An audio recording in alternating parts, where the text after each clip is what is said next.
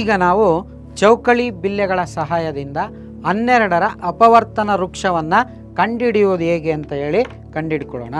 So ಈಗ 12ರ ಅಪವರ್ತನ ವೃಕ್ಷ ಕಂಡುಹಿಡಿಯೋದಕ್ಕೆ ನಾನೀಗ 12 ಚೌಕಳಿ ಬಿಲ್ಲೆಗಳನ್ನು ತೆಗೆದುಕೊಂಡು ಒಂದು ವಿನ್ಯಾಸದ ಆಯತವನ್ನು ರಚನೆ ಮಾಡ್ತೇನೆ.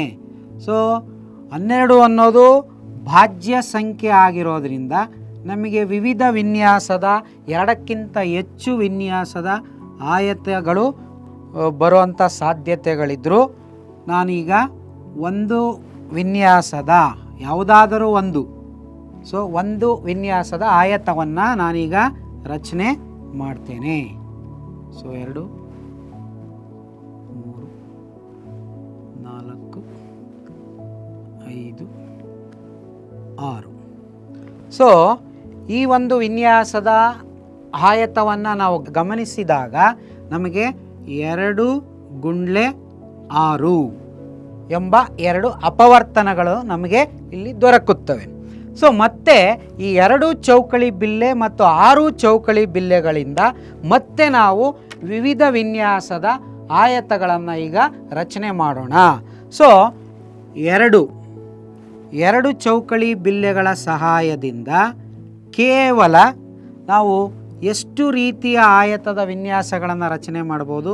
ಒಂದೇ ರೀತಿಯ 2 ಆಯತದ ವಿನ್ಯಾಸಗಳನ್ನು ನಾವು ರಚನೆ ಮಾಡ್ಬೋದು.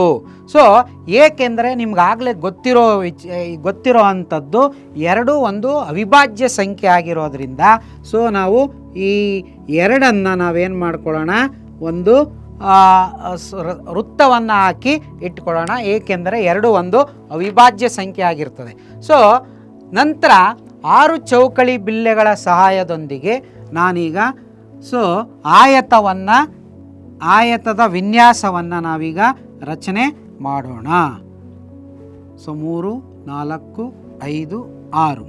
ಸೊ ನಾನು ಆಯತದ ವಿನ್ಯಾಸವನ್ನು ರಚನೆ ಮಾಡಿದಾಗ ನನಗೆ ಸಿಕ್ಕಿದಂತಹ ಸೊ ಈ ಒಂದು ಉದ್ದ ಮತ್ತು ಅಗಲಗಳು 2 × 3 ಮತ್ತು ಇದರ ಜೊತೆಗೆ ಬೇರೆ ವಿನ್ಯಾಸದ ಆಯತವನ್ನು ಕೂಡ ನಾವು 6 ಚೌಕಳಿ ಬಿಲ್ಲೆಗಳಿಂದ ನಾವು ಏನು ಮಾಡ್ಬೋದು, ಸೊ ರಚನೆಯನ್ನು ನಾವು ಮಾಡ್ಬೋದು.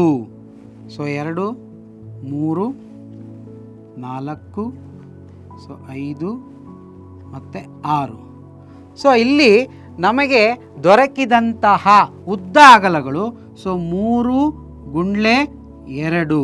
ಸೊ ಇವೆರಡೂ ಕೂಡ 6ರ ಆಯತದ ವಿನ್ಯಾಸಗಳಾಗಿರೋದ್ರಿಂದ ಸೊ ನಾವೀಗ ಇಲ್ಲಿ 2 ಮತ್ತು 2 ಚೌಕಳಿ ಬಿಲ್ಲೆಗಳ ಸಹಾಯದಿಂದ ಮತ್ತೆ ನಾವು ಆಯತದ ವಿನ್ಯಾಸವನ್ನು ಕೇವಲ ಒಂದೇ ಆಯತದ ವಿನ್ಯಾಸವನ್ನು ಪಡೆಯೋದ್ರಿಂದ ಸೊ ನಾವು ಮುಂದೆ ಮಾಡಲು ಸಾಧ್ಯ ಇಲ್ಲ. ಕಾರಣ ಇದು ಕೂಡ ಒಂದು ಅವಿಭಾಜ್ಯ ಸಂಖ್ಯೆ ಆಗಿರುತ್ತದೆ.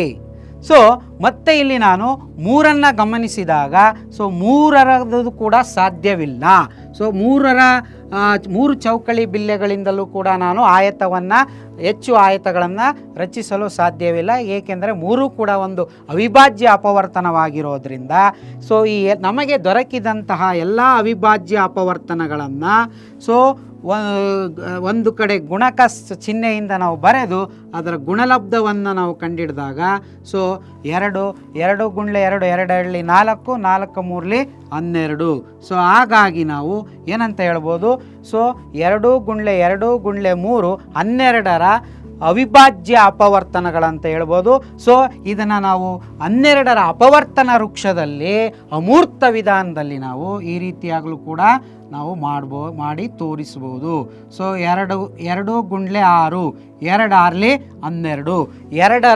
2 ಒಂದು ಅವಿಭಾಜ್ಯ ಸಂಖ್ಯೆ ಆಗಿರೋದ್ರಿಂದ ಅದನ್ನು ಅಪವರ್ತಿಸಲು ಸಾಧ್ಯವಿಲ್ಲವಾದ್ದರಿಂದ ಸೊ 6ರನ್ನು ಅಪವರ್ತಿಸಿದಾಗ ನಾವು 2 × 3 2 3 6. ಸೊ ಹಾಗಾಗಿ 2 ಅವಿಭಾಜ್ಯ ಅಪವರ್ತನಗಳ ಗುಣಲಬ್ಧವನ್ನು ಕಂಡಿಡಿದಾಗ 2 × 2 × 3 = 12. ಸೊ ಈ ರೀತಿಯಾಗಿ ಚೌಕಳಿ ಬಿಲ್ಲೆಗಳ ಸಹಾಯದಿಂದ ನಾವು 12ರ ಅಪವರ್ತನ ವೃಕ್ಷವನ್ನು ಕೂಡ ನಾವು ಭಾಳ ಸುಲಭವಾಗಿ ಕಂಡುಹಿಡಿಯಬಹುದು.